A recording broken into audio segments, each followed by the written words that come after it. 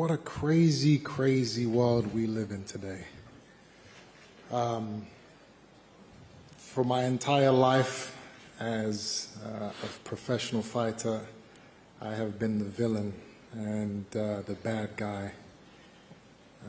14 years and 38 fights of people loving to hate me. But, you know, I don't want to get ahead of myself, but from what I'm seeing online nowadays and the interactions I'm having with, you know, people all over the world in the streets, I don't know if I'm that guy anymore. It's not just boxing fans that are approaching me now. It's little girls, elderly folk, housewives, people that really have nothing to do with boxing. And they are all, you know, they're all greeting me and they're all wishing me the best of luck. It's humbling. Now the funny thing is, if you speak to this side of the table, Eddie Hearn will tell you, as he told the world after the fight, that Conor Benn is in fact the people's champ. I mean, wow, that is, that's incredible. Conor Benn, you did it, huh, kid? The people's champ. I had a broken jaw, and that was the reason why I was going to hospital. Bullshit artists of the highest degree. Chris, can we get one thing clear? Can you just confirm that you are accusing us? I am Matchroom? Or yes. Okay, say it. You guys blocked me from getting out. Say it. You know, Matchroom. Who else Okay. would it have been? Go on, say it. Why was Say it. Why was I in an ambulance? Say that Matchroom stops you from going to the hospital. Why was I what? So you can try and sue me with your little lawyer? Not at all. Don't worry about that. Okay. I think you're talking about the wrong guy. Say it. To be up here. Say it. These are the levels. You talk shit. These are the levels. You know. We stopped you from going because your toenail was falling off. These people heard it all now. Eddie, the last time you were up here, you were talking about how famous and popular you were, even more famous than me. No, that's impossible. You're the people's champ. What? But you said it. No, you're getting stopped by grannies and children who are throwing themselves at you like you're the Pope. It's incredible. And even with half a toenail. I can't believe it. But that's interesting. The fact is, you're telling us we stop your ambulance from going to the hospital. A glorified desk jockey. Desk jockey? That's what you are. Okay, that's interesting. Living off of the back of hard-working fighters. That's what you are. So the fact that you can sit here talking about how popular and care about how popular. What I don't want to have is someone lying about what happened on the night to try and gain more popularity. About your weight cut, about all the bullshit you want to come out with. You're playing the victim. You're playing the victim. And we see through you. I won the fight. Well done. We give you the respect. Yeah, I won the fight. But don't worry. You accuse us of stopping the ambulance to going from the hospital. We'll see. We'll see. Why was I in an ambulance? Say that Matchroom stops you from going to the hospital. Why was I what? So you can try and sue me with your little lawyer? Not at all. Don't worry about that. I think you're talking about the wrong guy.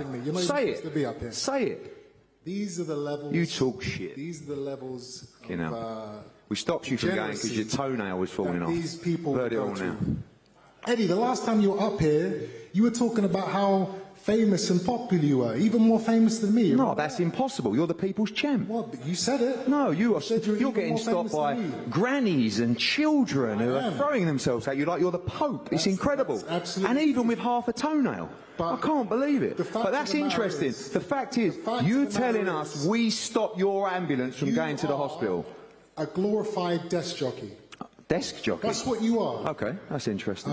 Living off of the back of hard-working fighters. That's what you... While you were sipping through for a straw, I was back in the gym after the fight, ready for September 20th. Why was you not ready? We was locked in September 20th. So if you want to talk about a little tour, I was training meanwhile. What were you doing?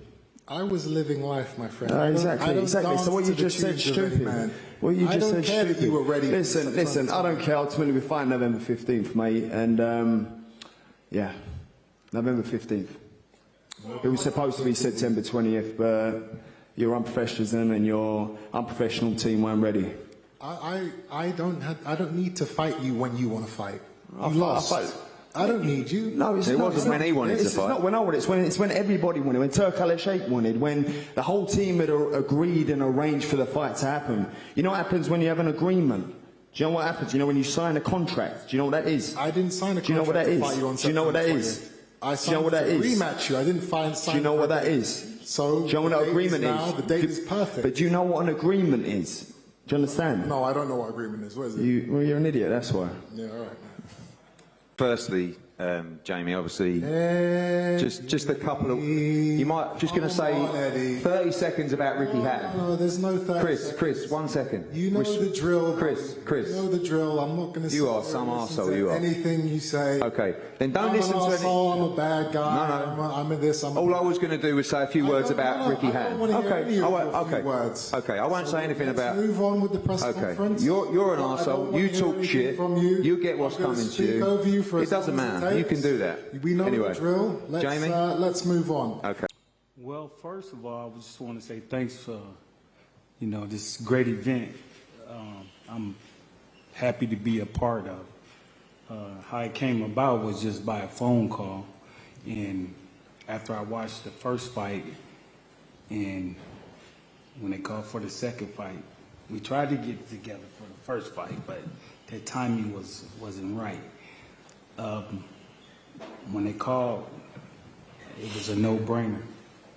So I'm just happy to be here, be a part of a historical fight. And the funny thing about it, the next day we went in the sauna because Conor's been giving me grief. He said, mate, if you took care of business, I wouldn't have to do this. So then we got in the shower, I've got to tell you this joke. We got in the shower and I left the door open. Sauna, Dad. And he said, mate, why are you leaving the door open for? And he's really moaning at me. I said, shut up, you loser. But we both burst out laughing because at the end of the day, we know that this. It was a little bit too soon, Dad. It was like day after the fight. Yeah, I know, but you give it to me, didn't you? You said if I'd done the job, you wouldn't have to do it. And you lost. Now you've got to go and put the record straight, mate. Thanks for the reminder. Yeah, don't worry, mate. I'm going to keep reminding you that until you get that victory. Conor, I feel flattered that you brought a new trainer in. I feel flattered that you brought Bomac in. Because I know you need it. And he's a great coach. You're a great coach, Bomac. And I've got love for you, mate. But you can't polish a turd. Apologies. As we can see, this is what we've been waiting for. It was a calm Conor Benn in there.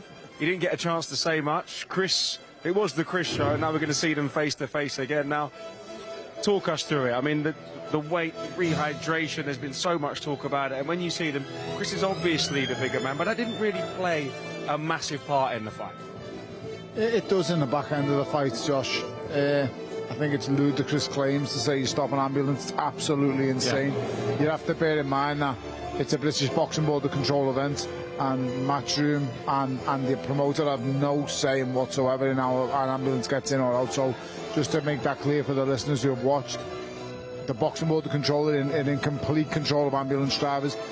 It took me 2 hours to get away from the stadium after the fight. The stadium was that busy, and that was me just getting out in the car, never mind an ambulance. So it is what it is. But listen, Chris feels aggrieved, and he's got certain, personal agendas against people that are sitting on that table. And so be it. All is fair in love and war. You're going to throw these stones, but it's dangerous saying things like that, in my opinion. It really is. And calling the Boxing Board Club, this is the best boxing commission in the world. We're the safest one by an absolute mile. We're safer than any other commission, any other boxing board.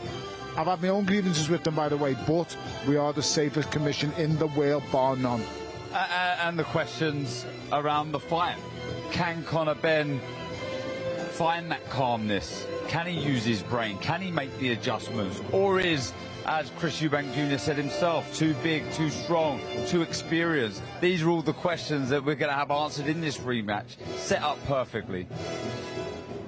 I mean, the press conference was the Chris Eubank show. Conor kept it largely relaxed and quiet. And is that a sense of him growing as a person and getting a kind of a grip of that kind of personality where he has got a short fuse, but he's controlled himself in there, where he's usually got a little bit riled up, he fires back? I think the two of them have had little shots at each other there. I mean, it's nothing. At this stage, this far out, no one's feeling the anxiety or no one's feeling the pressure yet. it's only when it gets a bit closer. So when it gets to fight week, that's when things get ramped up. That's when both fighters are tight at the weights, both are closer to making it, and you know, it's coming. You know, the